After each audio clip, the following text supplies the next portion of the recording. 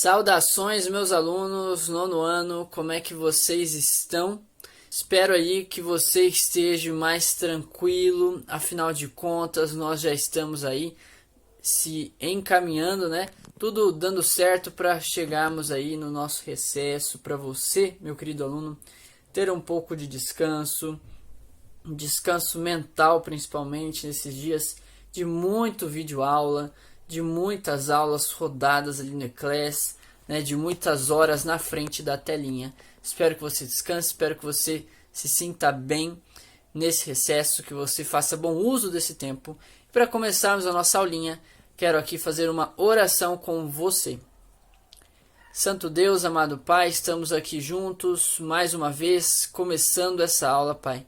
E nós não podemos realizar isso sem a sua presença. Então, por favor, que o Senhor esteja em nosso meio, que o Senhor esteja aqui nos abençoando, que a tua mão de amor também esteja cuidando de cada aluno, de cada familiar representado aqui por eles, Pai. É o que eu te peço em nome de Cristo Jesus. Amém. Galera, eu quero falar com vocês hoje sobre um assunto que está lá em Mateus, no livro de Mateus, no capítulo 19, no verso 30, em que Jesus ele diz que os últimos, galera, os últimos serão os primeiros no reino de Deus. E para te dar alguns exemplos sobre isso que Jesus falou, né? Às vezes a gente se pergunta assim, como assim, né? Como que os últimos podem se tornar os primeiros? Né? Como é que vai se inverter essa lógica? Se ele está em último, ele vai ficar em último? Né? Na nossa lógica humana é assim, se você está numa fila, vamos supor, você está lá numa fila, tem várias pessoas ali em fila indiana, né? Na sua frente. Meu, se você está em último lugar, você está em último lugar, entendeu? Não tem essa lógica de que você vai estar em primeiro. Por exemplo, se você estiver numa corrida, você acabou em último, é em último e ponto. Mas para Deus não é assim. Para Deus, mesmo que na sua cabeça você esteja por último, em algum momento da história, Deus ele vai alterar o roteiro da tua vida e vai te colocar na primeira posição. Por exemplo, quantos filhos de Deus existem no mundo e que sofrem? E quantos destes estarão no céu? Ou seja, pode até ser que nessa terra a vida deles está sendo difícil, a vida deles está sendo complicada. Mas um dia Deus vai colocar eles em primeiro lugar. Deus vai colocar eles no céu. Eles terão toda a glória que Deus planejou para eles terem, sabe? E tem alguns exemplos da Bíblia sobre isso. Por exemplo, o primeiro que eu quero aqui deixar para você pensar um pouco hoje é o exemplo do rei Davi. Quem era o rei Davi, galera? O rei Davi, ele era um menininho, pequenininho, né?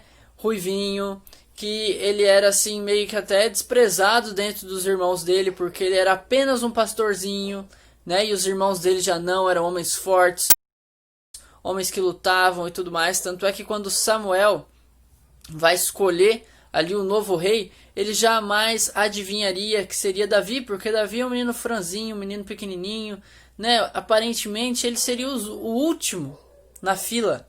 E Deus pega esse último, aquele que aparentemente não tem capacidade, aquele que aparentemente é fraco para enfrentar os problemas da vida, aquele que aparentemente nunca vai ser o primeiro. Deus pega ele e coloca ele em primeiro. E ele fala assim para Samuel: não atente para a sua aparência, porque Deus não enxerga como o homem vê. Deus vê o coração, Deus não vê a aparência. Tá aí um grande exemplo, né? Quantas coisas Davi fez. E outra coisa interessante que eu quero aqui deixar para você pensar.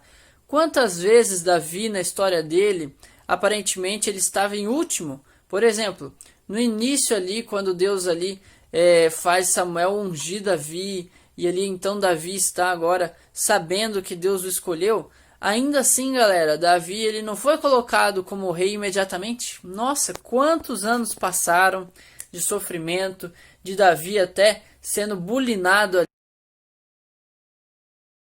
ali por Saul, né, que era o rei na época, de Davi sendo até perseguido pelo rei Saul. Ou seja, aparentemente, galera, como se Deus tivesse esquecido de Davi.